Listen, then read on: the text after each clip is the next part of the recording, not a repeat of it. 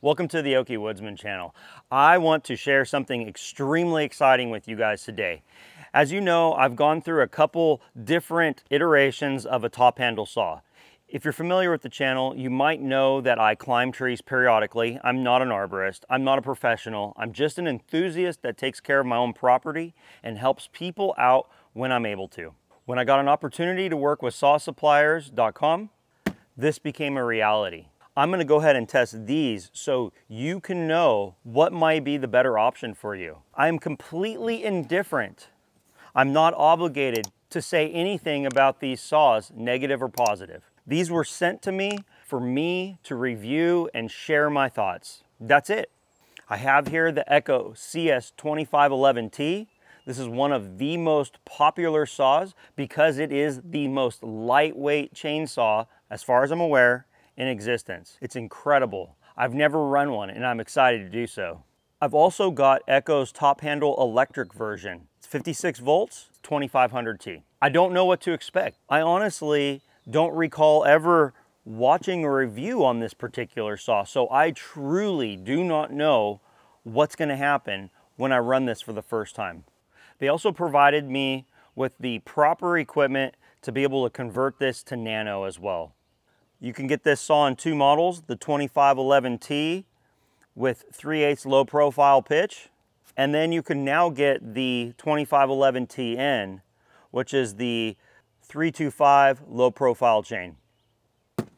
They know what they're doing, they know what you need if you ask. Included in this box, I believe, is the components to be able to run the saw in both ways. So look forward to that in future testing. I want to see how the saw feels. I've heard different things, but I want to make my own opinion before I share it.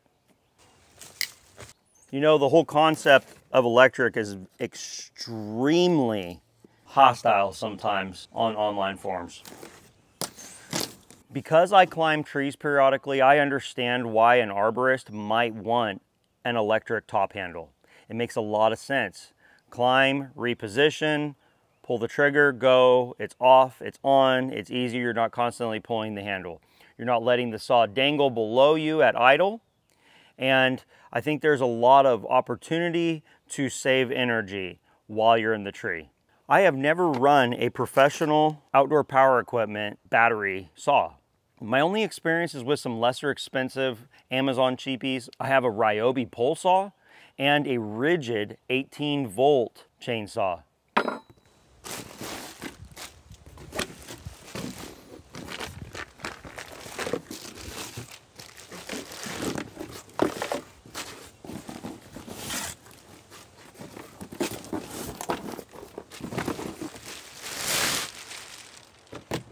I had no clue how small this saw was going to be in hand.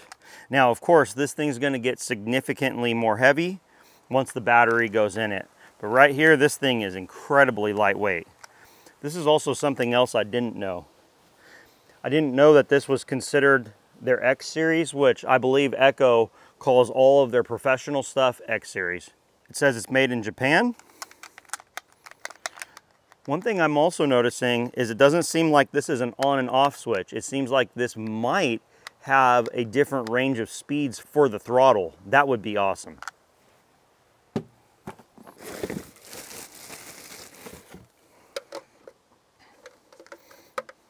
Echo battery charger.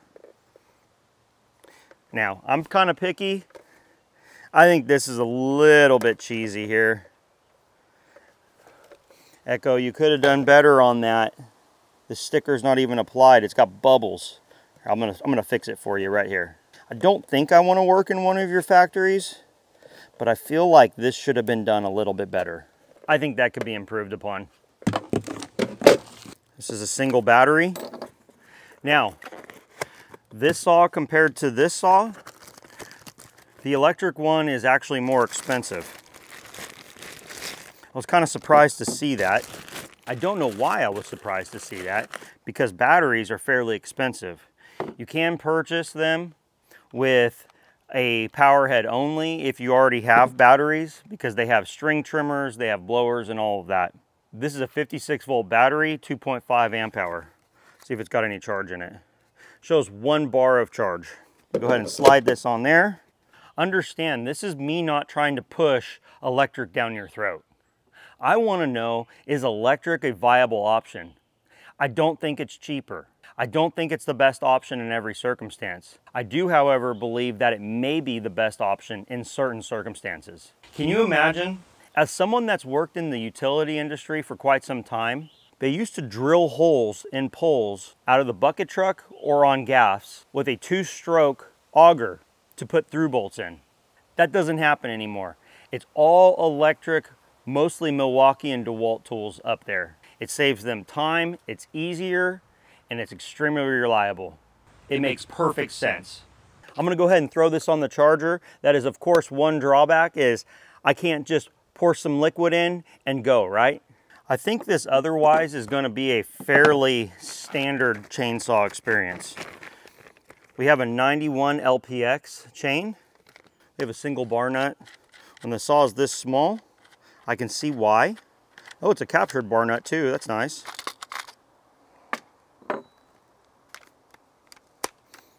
I didn't know this had a regular clutch. That's exciting. I did not know that. I thought it was just gonna be, I did not know. This is actually pleasantly surprising me here.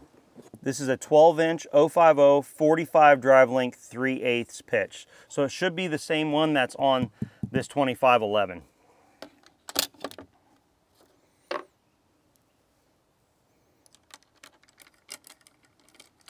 You know, after running multiple brands of saws, I truly do prefer the clutch adjustment be in the side cover and not the saw.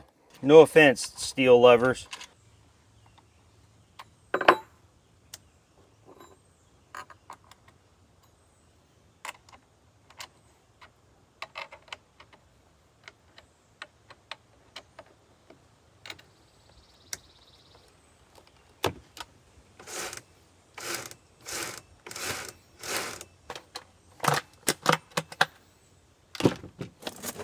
Now for the one many of you are probably waiting for.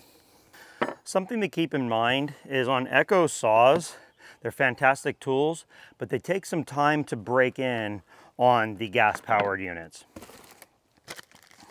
Check this out.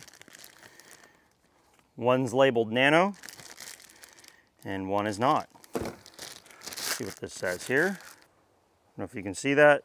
45 drive lengths, 050, 3/8 low profile. 0.043, 51 drive length, 325 low pitch. Oh, buddy. Oh, buddy. That's exciting. All right, here. California warnings. Speed cut nano conversion. What I like is on the gas one, it did come with a Torx, which is nice. Saw suppliers provided the nano chain and the standard 3/8 low profile chain. There it is right there. This actually feels very similar to the other saw in terms of size. It is a little bit heavier, but this also doesn't have a battery in it. Awesome. The gas saw has an outboard clutch design, no problem at all. To be noted, the electric is an inboard clutch, which might matter to some people. I cannot tell you how excited I am to run this saw. Every time there's one of these at a dealership, I always pick it up and I'm astonished at the size. I'm gonna leave this stock saw for a little while. If I do anything to it, it'll most likely just be a muffler mod. I think the largest gains come out of that. Again, if I choose to do anything at all. I'm interested to see, though, how this is going to operate stock. That is the smallest clutch drum I have ever seen. It's tiny. This also has captured bar nut as well.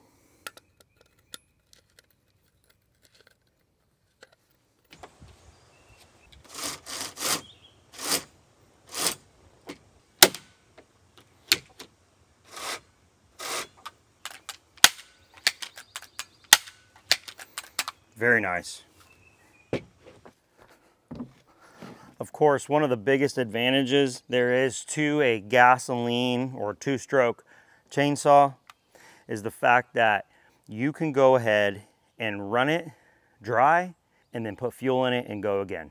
On this saw, you've got the fuel and the oil right here.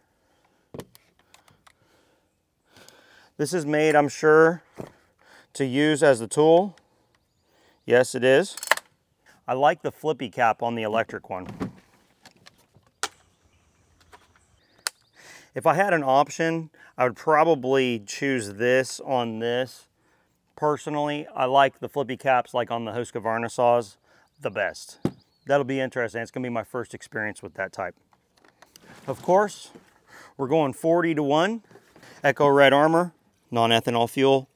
Don't want to spill on the brand new saw. This is gonna be super exciting to have a good quality top handle. Let's see if I can do this without spilling all over the place. I don't have a good track record of that. Oh, uh-oh, already spilling.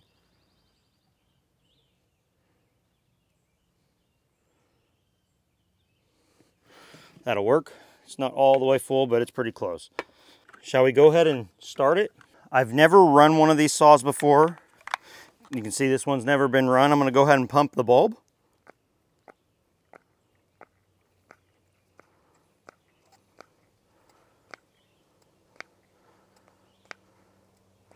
There we go, feels good. We have a choke right here. We are in the on position. Chain brake. Take choke off.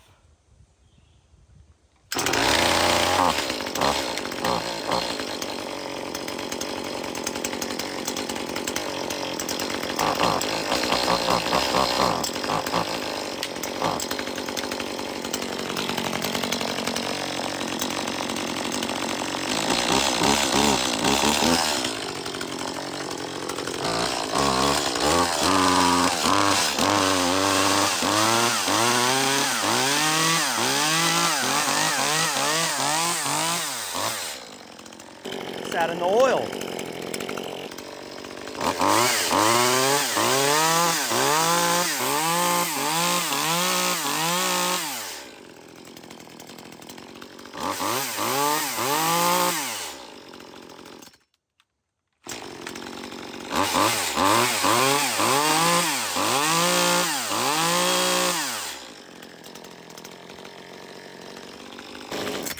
This thing any good out of the box? We'll find out. I love the size.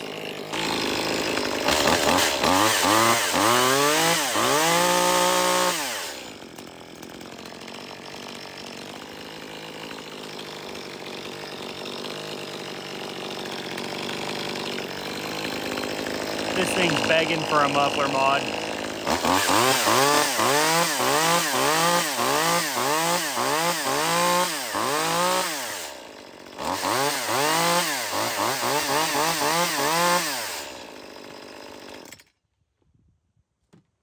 I'm super excited to try this out. This is the different sprocket to fit the 325 low profile.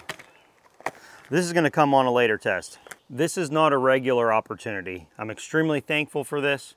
Thank you to Saw Suppliers for making this happen. Absolutely.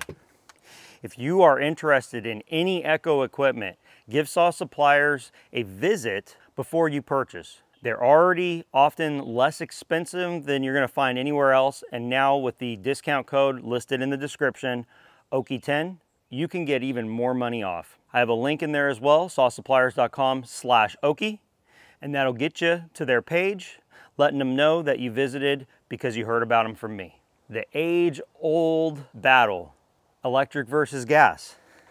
This one I can run right now.